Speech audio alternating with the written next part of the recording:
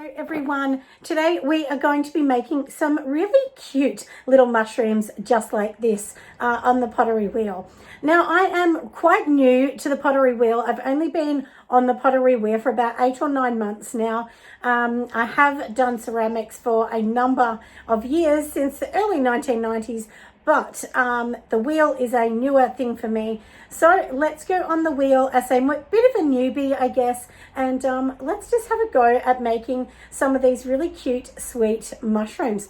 Let's go. So we are using mid-fire clay today, and I have already rolled out all of the balls in here. So these are going to represent each half of the mushroom. So we have, 250 grams of the bottom part of the mushroom and 250 grams of the top.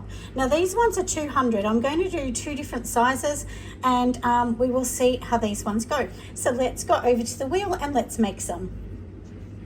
So we are over on the wheel right now. I am using a Vivo wheel. So this is the medium-sized one. And on here, I do have my bat system. My husband made this on a 3D printer. So I have the bat in the middle, which is the pink one. And you can tell with my hands all being dirty and clayish, we are going to start with this. So of course, as I said, this is mid-fire we are using today. And I do have 250 grams of clay that I already measured out. And basically the idea is the top part of the mushroom is going to be almost like a bowl, and then we're going to trim it and put those 2 pieces together later on. Another option for you to do is you could literally do one half and then do the stem of it and join them while they're sort of wet, or you could join them when you're doing the glazing. There's 2 different ways to do it. No right way is right or wrong, but what I'm actually going to be doing today is I'm going to be making the stem, and I'm also going to be making the top. And what I'm going to do is try and join them together when they're kind of a little semi-hard, not totally wet, so that they have a little bit of stability to it. Otherwise the weight of the top will just sort of break the stem down. But on the wheel today, we are literally going to just be doing the top. So this is the round part of the mushroom. So anyway, let's get going and let's make it. So pop it on the wheel. This has already been wedged and ready to go. I'm putting my speed on this wheel at 320, just so that we can center it first and then we will pop it down. So I've just literally put my hand around here on the edge because I just want to seal the edge a little bit. Now let's just cone up and cone down.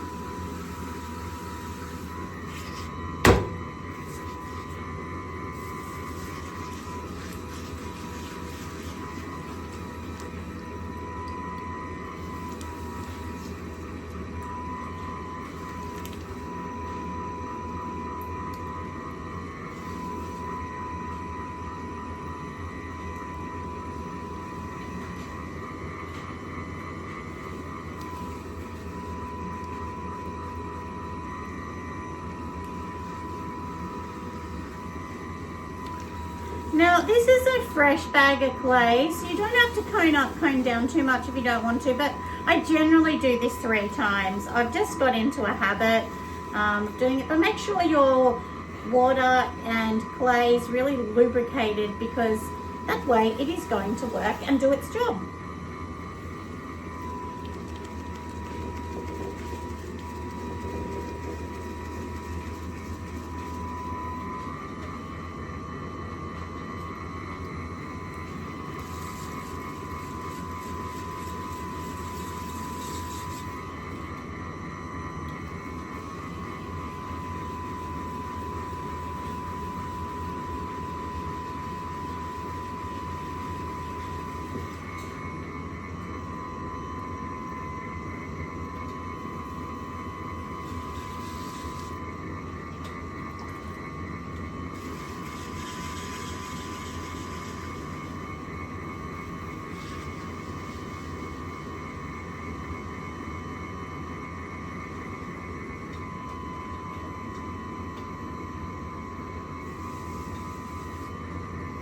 All right, that's looking okay. Now let's just put the speed down so that we can fix it. Now I can see it's a little off center, and that's a great thing. This is a mushroom, it doesn't need to be perfect. So let's do the next bit.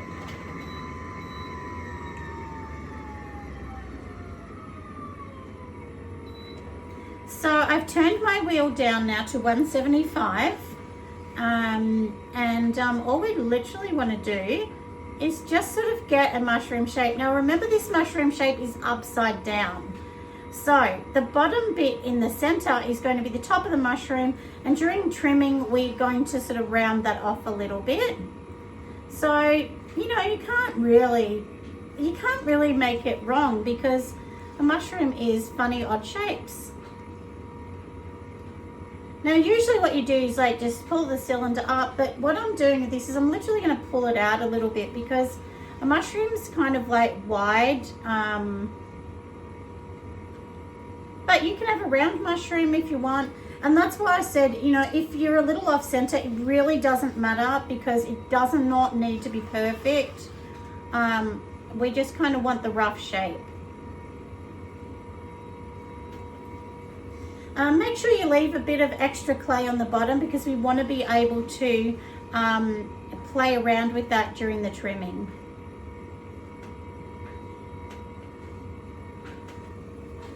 So now you can see this is how wide I have it. You can have it as wide or thin as you like, but we all know it's going to lose a bit of its you know, size, because of course it's going to shrink a little bit, isn't it, in the kiln. And look, I've used lots of clays, but my favorite is definitely mid-fire.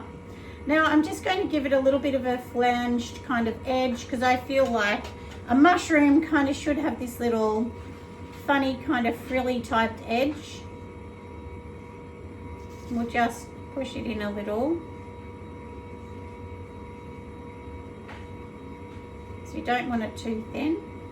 So that's pretty cute. And now we'll just clean up all the water and we are done, and we will set this aside. So I'm going to make lots of tops, and yeah. So you can see how cute it is. It looks like a bowl, doesn't it? I mean, really it does, with the little flanged edge. But this is going to be perfect for a mushroom.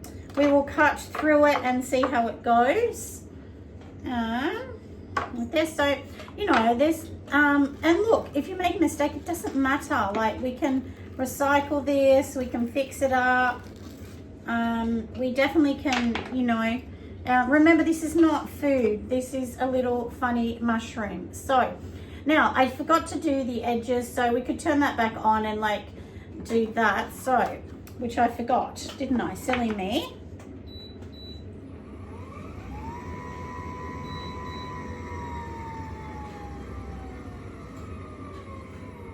So I'm just literally going to get this in here and just get rid of the middle.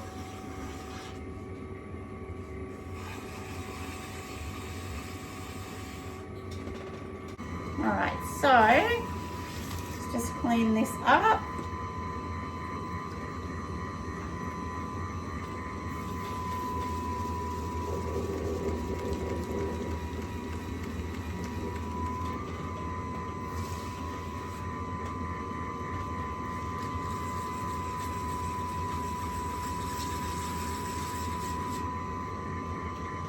Like I said, try and just leave a little bit extra in the bottom, because that will really help us later on, so that we can trim it like a mushroom and really round off that top. But you know, like I said, there's no wrong or right, because no mushroom looks the same. Some mushrooms are flatter, some are rounder, so just decide the shape you kind of want for your mushroom.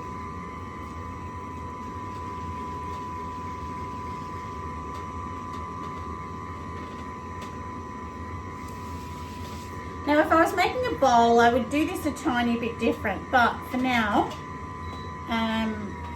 it's pretty good. So, once again, the speed is 175 on this wheel, and I'm just going to sort of, you know, pull it up a little bit and then out. You know, I only give it a little bit of a height, and then the rest I kind of want up, because if I make this too tall, what actually happens then is then I need my stem to be really tall. So, and then you need to use more clay, which obviously costs more money and so on. So if you just pull it up a little bit and then try and pull it out a bit. And if you can see, mine kind of like just slowly comes out, and then just bring it out as much as you want and make sure we get a bit more clay off the bottom.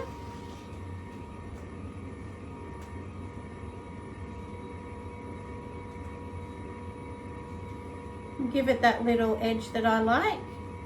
You definitely do not need to do this edge, it's just what I like on mine. All right, I think that's pretty good. So they're fairly easy to do this. It's actually the glazing that, you know, where things go wrong, really. So next we're just going to use this tool just to scrape a little bottom off.